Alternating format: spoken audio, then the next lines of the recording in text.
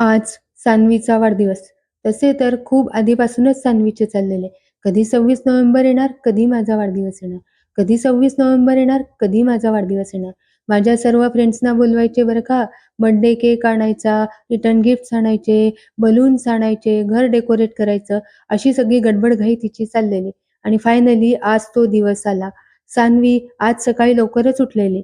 सकाळी सान्वीने सर्व लवकर आवरून सान्वी छानपैकी तयार झाली आणि छानपैकी तयार होऊन नंतर सान्वीने तुळशी मातेची पूजा करून आशीर्वाद घेतले.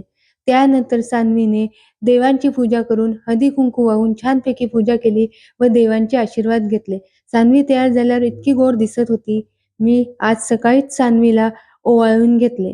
ओवाळल्यानंतर आम्ही जवळच्याच एका मंदिरात देवदर्शनाला जायचे ठरवले. मंडळी, सान्वीच्या शाळेला थँक्स गिव्हिंग वीकच्या सध्या सुट्ट्या चालू आहेत.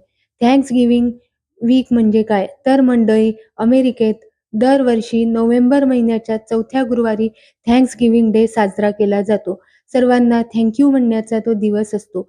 तर मंडळी, मुलांच्या शाळेला यासाठी 1 आठवडा सुट्टी दिलेली असते आणि यंदाचा थँक्स गिव्हिंग डे हा 27 नोव्हेंबरला आला आहे. त्यामुळे मुलांच्या शाळेला 30 नोव्हेंबरपर्यंत सुट्ट्या आहेत. त्यामुळे बच्चे कंपनीची तर मज्जाच चालू आहे. आणि त्यात सान्वीचा वाढदिवस असल्यामुळे तर स्वारी एकदम खुश. नंतर आम्ही देवदर्शनासाठी जवळच्याच एका मंदिरात गेलो. देवदर्शन घेतल्यानंतर आम्ही घरी आलो आणि घरी आल्यानंतर मी सान्वीच्या बर्थडेची तयारी सुरू केली.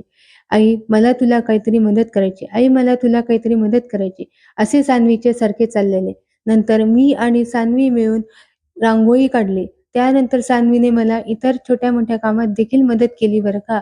इतर काही छोटी-छोटी कामे सान्वीने मला करून दिली.